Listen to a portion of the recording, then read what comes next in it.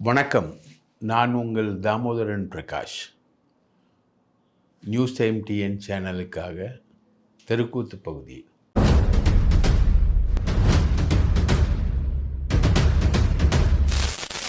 ஆடி தள்ளுபடி அத்தனை பேரும் அல்லம்படி 6 முதல் 60% வரை ஆடி தள்ளுபடியுடன் சூப்பர் சரவணா ஸ்டோர்ஸ், சென்னை, மதுரை, கோவை.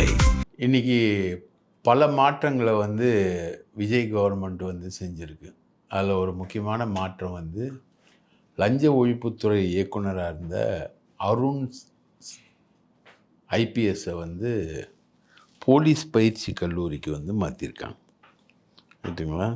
ஏற்கனவே உளவுத்துறையில் இருந்த ஐஜி செந்தில் வேலன் அவரை மாற்றிருக்காங்க. அது இவர் அருண் ரொம்ப ஸ்ட்ரைட் ஃபார்வர்டான ஒரு அதிகாரி. அவரை பற்றி எடாகுடமாக பேசக்கூடியவங்கெல்லாம் இருக்காங்க. அதுக்கெலாம் அவர் ஆளே கிடையாது. அவரை பற்றி ஃபஸ்ட்டு வந்தோடனே அவர் திமுக ஆளுன்னு ரிப்போர்ட் கேட்குறாங்க. ரிப்போர்ட் கேட்கும்போது உளவுத்துறை அதிகாரியாக இருக்கக்கூடிய அஸ்ராக்காருக்கு ஸ்ட்ரைட்டாக சொல்கிறாரு, அவர் திமுக அதிகாரிலாம் கிடையாது, அவர் திமுகவில் பட்ஜ் பண்ண மாட்டார். திமுக ஆட்சியில் அவர் 2 பேர்கிட்ட தான் கமாண்ட் கேட்பார். ஒன்று உதயநிதி, இல்லைன்னா ஸ்டாலின். இதை தாண்டி வேறு யார்கிட்டையும் அவர் இன்ஸ்ட்ரக்ஷன்ஸ் எப்படி பண்ணணும், ஏதா பண்ணணும் அப்படின்றது முதல்வர், துணை முதல்வர்ன்ற அடிப்படையில் அதிகாரத்தில் இருக்க 2 பேர்கிட்ட கேட்பார். அதே மாதிரி அவர் தாவேகா ஆட்சியில் ஒரு சிங்கிள் மேன் கமாண்டில் தான் இருக்கணும் அப்படின்ற மாதிரி தான் அவர் விஜயுடைய கமாண்டில் தான் அவர் இருந்தார். லஞ்ச ஒழிப்புத்துறையில் அவர் டைரக்டராக போட்டாங்க. அங்கே விமலான்னு ஒரு அம்மா பயங்கரமாக அட்டகாசம் பண்ணிகிட்டு இருந்தது. அந்த அம்மா லஞ்ச ஒழிப்புத்துறையில் நடவடிக்கை எடுத்தார். அது இல்லாமல் பார்த்திங்கன்னா கவர்மெண்ட் இன்றைக்கி லஞ்சம் யார் கேட்டாலும் சொல்லு, நான் அவங்க கூட இருக்கேன் அப்படின்னு விஜய் சொல்கிற அளவுக்கு பத்திரப்பதிவுத்துறை, நகராட்சி நிர்வாகத்துறை, வருவாய்த்துறை மாதிரி தமிழ்நாடு முழுக்க எல்லா இடங்கள்லையும் ரெய்டு மேலே ரெய்டு நடத்தி ஒரு பெரிய ஒரு க்ளீன் இமேஜை தாவேகாக்கு கொண்டு வர்றதுக்கு அவர் பெரிய முயற்சியாக இருந்தார். அந்த இமேஜ் ஓரளவுக்கு வந்துக்கிட்டு இருக்க சூழ்நிலையில் அதுக்கு காரணமாக இருந்தவரையே இவங்க மாற்றிருக்காங்க. இது ஒரு பத்திரிகையாளர் டீம் அங்கே உட்காந்துக்கிட்டு அருணை மாற்று, அருணை மாற்று, அருணை மாற்று அப்படின்னு சொல்லி ஜெபம் சொல்கிற மாதிரி சொல்லிக்கிட்டே இருந்து இந்த மாற்றத்தை எஃபெக்ட் பண்ணியிருக்காங்க. ரைட்டுங்களா?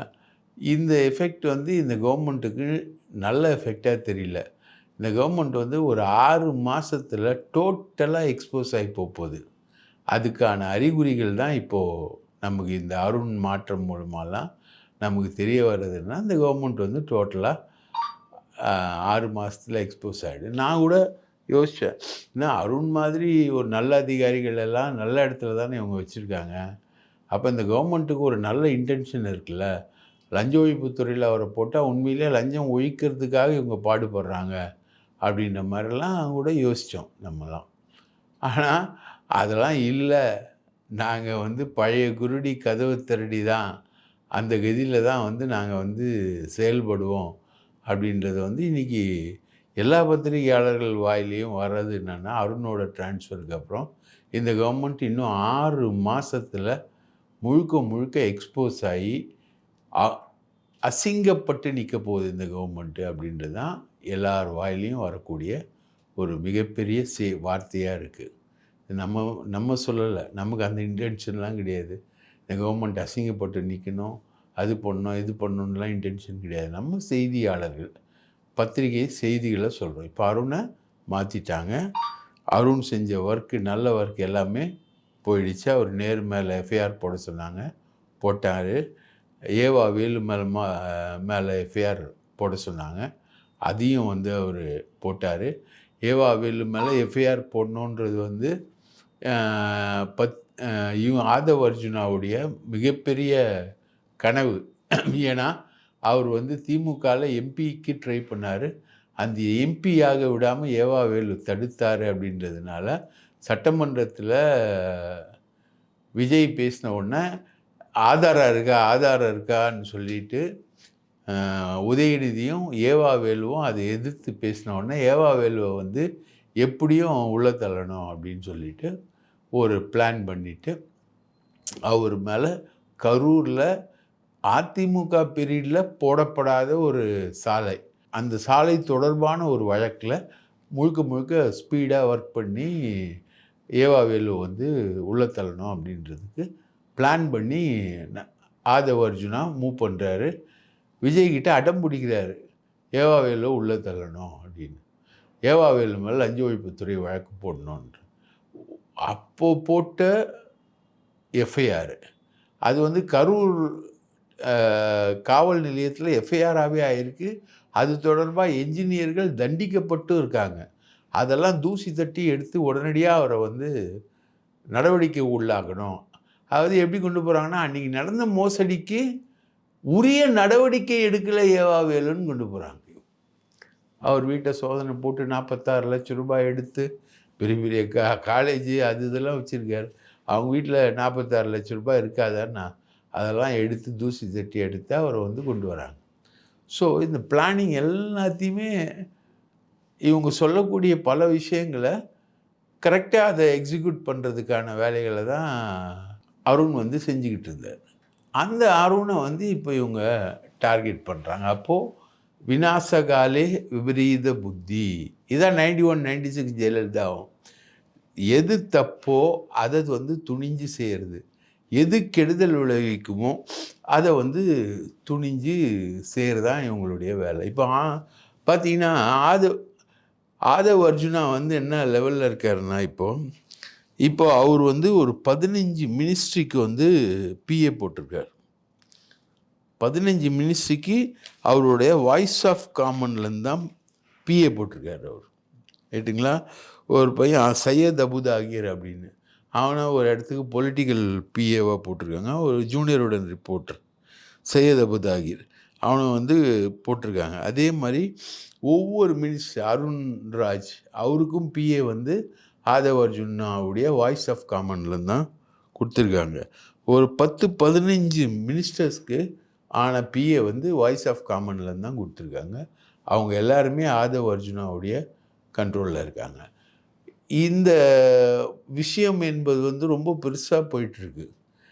அதாவது தாவேகா கட்சியில் வந்து ரசிகர் மன்றத்தில் இருக்கக்கூடியவங்க எல்லாமே வந்து புசி ஆனந்தோட லிங்க்டு. ரைட்டுங்களா? அந்த புசி ஆனந்த் வந்து இப்போ கரூருக்கு போகும்போது மேடை ஏற்றலை. மதியழகனும் இன்னொரு மாவட்ட செயலாளரும், கரூரில் 2 மாவட்ட செயலாளர்களும் வந்து அண்ணன் புசி ஆனந்த் அவர்களே அப்படின்னு கீழே பார்க்குறாங்க. ஏன்னா புசி ஆனந்த் வந்து காரில் உட்காந்துக்கிட்டு இருக்கார். அவரை வந்து நீங்கள் மேடை ஏறக்கூடாது அப்படின்னு இன்ஸ்ட்ரக்ஷன் கொடுக்குறாங்க. ரைட்டுங்களா? அவர் மேடை ஏறல. ஆதவ் வந்து அந்த பாதிக்கப்பட்டவங்களுக்கெல்லாம் வேலை கொடுக்குற அந்த ஃபங்க்ஷனில் வந்து முழுக்க ஆதவ் தான் நிற்கிறார். புசி ஆனந்த் வந்து டோட்டலாக அவுட்டு. புசி ஆனந்த் வந்து வேனில் உட்காந்து கதறி அழக்கூடிய சம்பவமும் நடந்திருக்கு. அந்த அளவுக்கு மோசமாக வந்து புசி ஆனந்த் ட்ரீட் பண்ணியிருக்காங்க. இன்றைக்கி பெரம்பூரில் போயிட்டு அந்த தொகுதி மக்களுக்கு ஆப்பெல்லாம் ஓப்பன் பண்ணுறாரு. அந்த மக்கள் வந்து ஆப் மூலமாக வந்து விஜயை கான்டாக்ட் பண்ண முடியும், அந்த ஆப் மூலமாக எல்லாத்தையும் பண்ண முடியும்னு ஒரு ஆப்புக்கு இப்போலாம் இன்ட்ரடியூஸ் பண்ணுறாரு. அந்த விழாவுக்கும் வந்து புசி ஆனந்த் கிடையாது. புசி ஆனந்த் வந்து இப்போது வந்து அவர் கரெக்டாக பனையூரில் தான் இருக்கார்.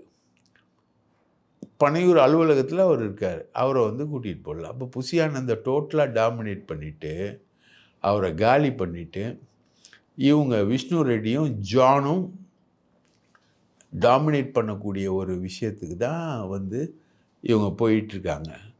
அதில் வந்து விஷ்ணு ரெட்டி வந்து ஒரு பரம்பரையாக அவங்க மனைவி எல்லாருமே வந்து ஒரு பெரிய மகாராஜாவுடைய பரம்பரையில் வர்றவங்கன்னு சொல்கிறாங்க. அந்த மயக்கம் இருக்கு இல்லையா, மகாராஜா பரம்பரை அப்படின்ற மயக்கம் இருக்கு இல்லையா, அந்த மயக்கத்தில் விஷ்ணு ரெட்டிக்கு எல்லாமே அலாட் பண்ணிகிட்ருக்காரு. விஷ்ணு ரெட்டியுடைய சமுத்ரா நிறுவனம் தான் வந்து இன்னைக்கு தென் மாவட்டங்களில் முழுக்க முழுக்க கனிம வள கொள்ளையை வந்து ஹேண்டில் பண்ணுது.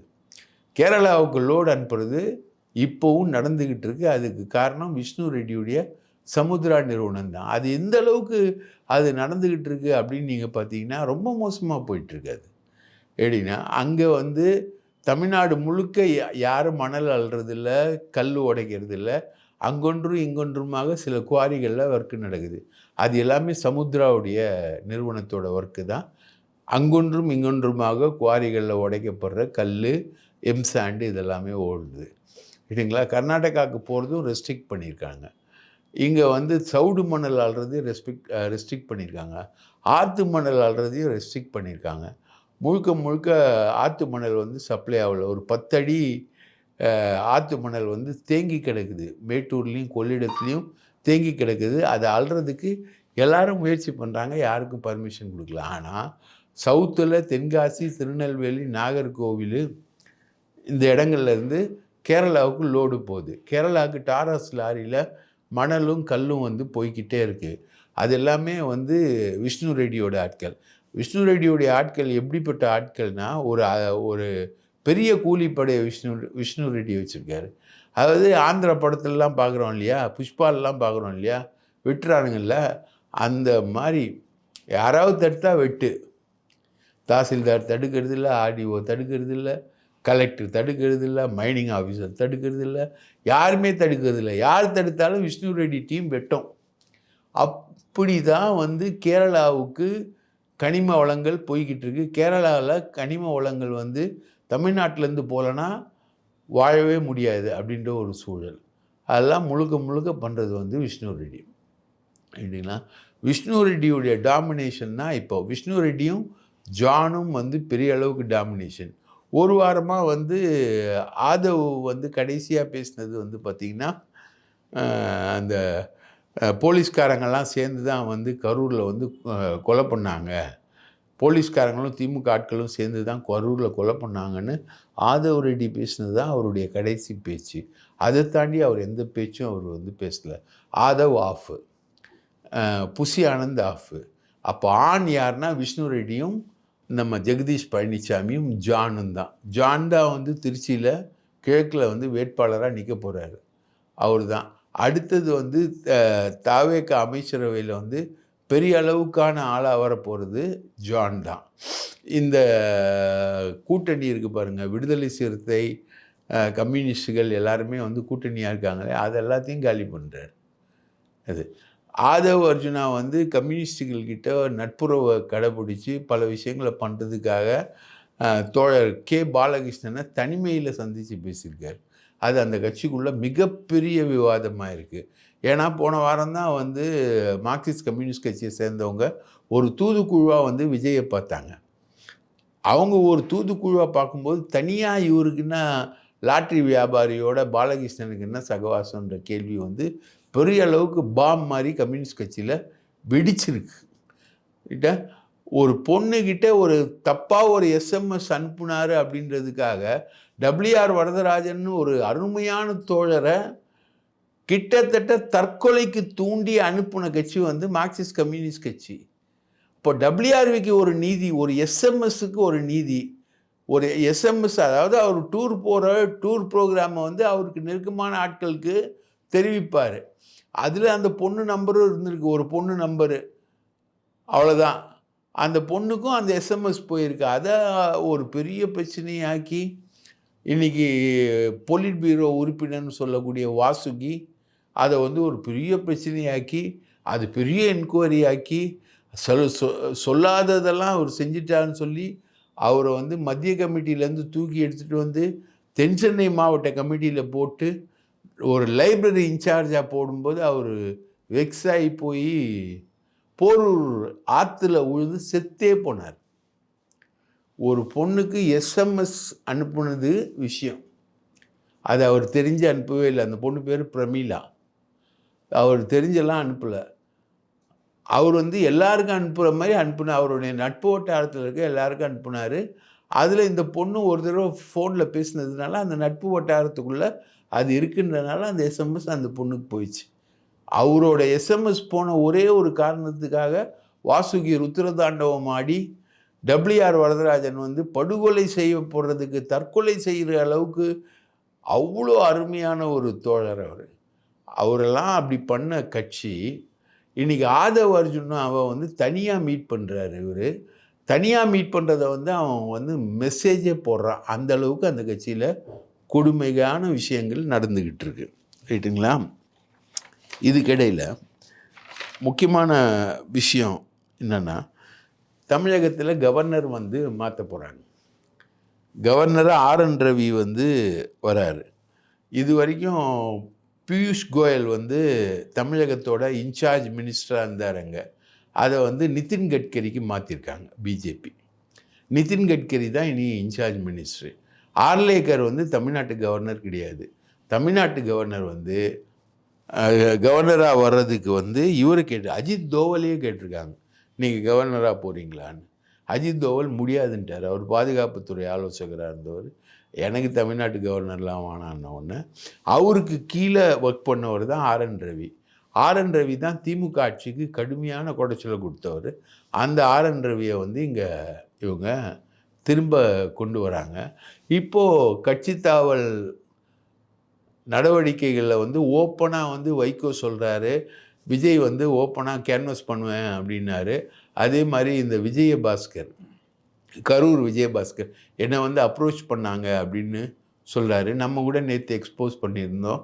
சத்யபாமா வந்து 40 கோடி வாங்கிட்டு தான் கட்சி மாறினாங்க. 600 கோடி வந்து விஜய் வந்து இது வரைக்கும் செலவு பண்ணியிருக்கார் கட்சி தாவல் கட்சியிலேருந்து ஆட்கள் எடுக்கிறதுக்கு, அதிமுகலேருந்து ஆட்கள் எடுக்கிறதுக்கு 600 கோடி ரூபாய் செலவு பண்ணியிருக்காருன்னு நம்ம நேற்று எக்ஸ்போஸ் பண்ணோம். ஸோ இந்த கட்சி தாவல் விஷயத்தை சீரியஸாக எடுத்து ஒரு வழி பண்ணுறதுக்கு RN ரவியை கொண்டு வராங்க. இவங்க வந்து முழுக்க முழுக்க விஜய் என்ன நினைக்கிறார், எப்படியாவது காம்ப்ரமைஸ் பண்ணி பிஜேபியோட காம்ப்ரமைஸ் பண்ணி போயிடலாம். ஒரு சைடில் இவர் பிஜேபியோட காம்ப்ரமைஸ் பண்ணுவார், ஆதவ் அர்ஜுனா வந்து கம்யூனிஸ்டுகளோட காம்ப்ரமைஸ் பண்ணுவார். இந்த ரெண்டுத்தையுமே இவங்க ஹேண்டில் பண்ணுவாங்க. எல்லாமே ஏமாத்து வேலை தான், பொய் தான், ரெண்டுமே போய் ஒரே டைமில் எப்படி ஒருத்தன் வந்து பிஜேபிக்கும் கம்யூனிஸ்ட்டுக்கும் ஃப்ரெண்டாக இருக்க முடியும்? அந்த மாதிரி வேலை தான். இப்போது இவரை வந்து கொண்டு வராங்க. அதுக்கப்புறம் நடுவில் வந்து அண்ணாமலையை விடுறாங்க. அண்ணாமலை வந்து இன்றைக்கி ஒரு கூட்டம் போட்டு மாநாடு போட்டு, இதுவும் RSS ஒர்க்கு தான், கூட்டம் போட்டு மாநாடு போட்டு வந்து நான் வந்து விஜயை விமர்சிக்க மாட்டேன், 2031 ஆட்சி மாற்றம் வரும். இப்போது ஒரு பக்கம் விஜயை வச்சு ப்ளே பண்ணுறது, ஒரு பக்கம் வந்து அண்ணாமலையை வச்சு ப்ளே பண்ணுறது. அண்ணாமலையை வச்சு ப்ளே பண்ணி விஜயையும் அண்ணாமலையும் போட்டி, விஜய்க்கும் அண்ணாமலைக்கும் போட்டி. இது வந்து எதிர்கால அரசியல். இப்படி கொண்டு போகிறது திமுகவும் அதிமுகவும் இல்லாத ஒரு சூழ்நிலையை உருவாக்குறது. திமுகவுக்கும் ஆள் இல்லை, அதிமுகவுக்கும் ஆள் இல்லை. அதிமுகவை உடைச்சி விஜய் சைடில் கொண்டு வர்றது. விஜய் சைடில் வந்தோன்னா அதை வந்து கட்சி தாவல் தடுப்பு சட்டத்தை இம்ப்ளிமெண்ட் பண்ணி அதை வந்து இல்லாமல் பண்ணுறது. இல்லைன்னா விஜய் கட்சிக்கு வருவதாக இருக்கக்கூடிய வேலுமணி மற்றும் எம்எல்ஏக்கள்லாம் இருக்காங்களே, அவங்கள வந்து ஒரு தனி குரூப்பாக ஆர்கனைஸ் பண்ணி அவங்கள வந்து விஜய்க்கு சப்போர்ட் பண்ண வைக்கிறது. இப்படி ஒரு கேம் பிளானில் தான் வந்து இன்றைக்கி வரைக்கும் இவங்க வந்து பண்ணிக்கிட்டு இருக்காங்க. ரைட்டுங்களா? இந்த அளவுக்கு மோசமாக போகக்கூடிய விஷயங்களில் பார்த்தீங்கன்னா, நீங்கள் அண்ணாமலையுடைய மீட்டிங்கை பற்றி சொல்லியே திருந்தங்க. மொத்தம் 20 லட்சம் பேர் வந்து அண்ணாமலைக்கு மெம்பர்ஷிப்பு. ஆனால் மொத்தம் வந்து வந்தது 12,000 பேர் தான். அங்கே வந்து ஒரு மாவட்ட தலைவர் இருக்கான், வசந்த் ராஜ்னு. அவன் வந்து கொஞ்சம் வசதிக்காரன் பொள்ளாச்சியில். அவனை வச்சு அண்ணாமலை இன்றைக்கி வந்து செலவு பண்ண தொகை வந்து 2 கோடி ரூபா செலவு பண்ணியிருக்கார் அண்ணாமலை. ரைட்டுங்களா? 2 கோடி ரூபா செலவு பண்ணியிருக்கார். இதே 2 கோடி ரூபா செலவு பண்ணி KT ராகவன் வந்து கும்பகோணத்தில் பாஜகவுடைய பஞ்சாயத்து நிர்வாகிகள் கூட்டத்தை வந்து அணிகளின் கூட்டத்தை வந்து கூட்டுறான். அதில் 13,000 பேர் கலந்துருக்காங்க. இங்கே வந்து வெறும் 12,000 பேர் தான் கலந்துருக்காங்க. ஆனால் அண்ணாமலையை வச்சு ஒரு பெரிய ப்ரொஜெக்ஷனுக்கு போகிறாங்க. அவர் வந்து 18% வாக்குகளை வந்து ஒரு கூட்டணி அமைச்சு வாங்கினார். அந்த 18% வாக்குகளை தான் வந்து விஜய் வாங்கின வாக்குகள். புரியுதுங்களா? அந்த 35% எங்கேருந்து வந்ததுன்னு தெரியுதுங்களா? எங்கேருந்து திடீர்னு முளைச்சதுன்னா அது அண்ணாமலை வாங்கின வாக்குகள். அப்போது பிஜேபிக்கும் டிவிகேக்கும் ஏற்கனவே ஒரு அண்டர்ஸ்டாண்டிங் இருக்குது. அவங்கள பொறுத்த வரைக்கும் திமுக அழியணும், அதிமுக அழியணும். இதுக்கான ஒர்க் அவுட் என்ன பண்ணுறது அப்படின்னா, ஒரு சைடில் இப்போ விஜயை இறக்கியாச்சு, முடிஞ்சிச்சு. விஜய் அடுத்தது காலி பண்ணுறதுக்கான வேலைகளை பண்ணுவாங்க. அப்போது அடுத்தது அண்ணாமலையே இறக்கிறது. இப்போ இந்த ரெண்டும் மோதிக்கிட்டு வந்துக்கிட்டு இதுக்கான ட்ரெண்டிங் உருவாகும்னு கற்பனை பண்ணுறாங்க. யார்? அது கற்பனை தான். பிஜேபி பண்ணுற கற்பனை அண்ணாமலையும் விஜயும் மோதி ஒரு ட்ரெண்டு உருவாகும் அப்படின்றது ஒரு கற்பனை, ரைட்டா? அந்த கற்பனையில் அடுத்த கட்டமாக நம்ம பாஜக வளரும், திராவிடம் அழியும், கடவுள் மறுப்பு அழியும், கடவுள் இல்லை, ஜாதி இல்லை, சனாதனம் இல்லை, பிறப்போக்கும் எல்லா உயிருக்கும்னு எழுதியிருக்காங்களே தாவேக்கால, அந்த மாதிரி இருக்கக்கூடிய குரல் அடிப்படையில் சாதியம் எல்லாத்தையுமே ஒழிச்சிட்டு அடுத்த கட்டத்துக்கு கொண்டு வர்றதுக்கான விஷயங்கள் என்பது நடக்கும். அந்த தத்துவங்கள் எல்லாமே அழிஞ்சிடும். பாஜக தான். இப்போ நீங்கள் ஒரு புது ட்ரெண்டு பார்த்தீங்கன்னா, நான் இந்து, நான் கிறிஸ்டியனு, நான் முஸ்லீமுன்னு சொல்லிக்கிட்டு அரசியல் கட்சி ஆரம்பிக்கிறாங்க. இன்றைக்கி அண்ணாமலை சொல்கிறார், நான் இந்து என்பதை நான் வீட்டில் கழட்டி வைத்துக்கொள்வேன். ஏன் அதை சொல்கிறேன்? நான் இந்துன்னு ஏன் சொல்கிறேன்? விஜய், நான் ஒரு கிறிஸ்தவன், நான் ஜோசப் விஜய் அப்படின்னு அவர் மைனாரிட்டி வாக்குகளை வாங்கிறதுக்கு இந்த 18% ப்ளஸ் மைனாரிட்டி வாக்குகள், ரைட்டாக, அது ஒரு 11% வாக்குகள் திமுகவுக்கு விழுந்தது. 11% வாக்குகள் அதில் 11%ல் ஒரு எப்படியோ ஒரு 8%ன்னு வச்சுக்கோங்களேன். 18 8 எவ்வளோ? 26. விஜய்க்கு ஒரு 5, உதிரி ஒரு 5, இதான் 35% வாக்குகள். இதெல்லாமே பார்த்திங்கன்னா நகர்ப்புறங்களை சென்டர் பண்ணி இருக்கக்கூடியது.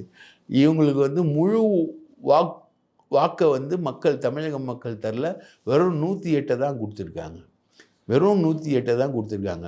126 தொகுதிகளில் விஜய் லாங்குவேஜில் சொன்னால் விஜய் கொத்து பரோட்டா போட்டிருக்காங்க. கொத்து பரோட்டா 126 தொகுதிகளில் போட்டிருக்காங்க. இதுதான் விஜயுடைய ரீச்சு, ஒர்க்கு. விஜயோட ரீச்சுக்கு செக்கு வைக்கிற மாதிரி RN ரவியை கொண்டு வராங்க. இது அதிமுக இதில் பயங்கர சந்தோஷத்தில் இருக்குது. RN ரவி வர்றதும், விஜய்க்கு செக் வைக்கிறதுக்கு பிஜேபி தயாராகிறதும், கட்சி தாவல் தடுப்பு சட்டங்களை வழக்குகளை RN ரவி ஹேண்டில் பண்ணுறதும், ரைட்டுங்களா? இவங்க கட்சிக்கு அதிமுகலேருந்து நிறைய பேர் போகாமல் இருக்கிறதும், அப்படி போகாமல் இருந்தால் இந்த அணிகளை வச்சு ஒரு தனி அணியை உருவாக்குறதுக்கு விஜய் பாடுபட நினைக்கிறதும், அந்த மாதிரி தன்னுடைய டாக்டிக்கல் இந்த ஸ்ட்ராட்டஜியை மாற்றுறதும், இப்படி தமிழக அரசியல் கலகலன்னு போயிட்டுருக்குங்க.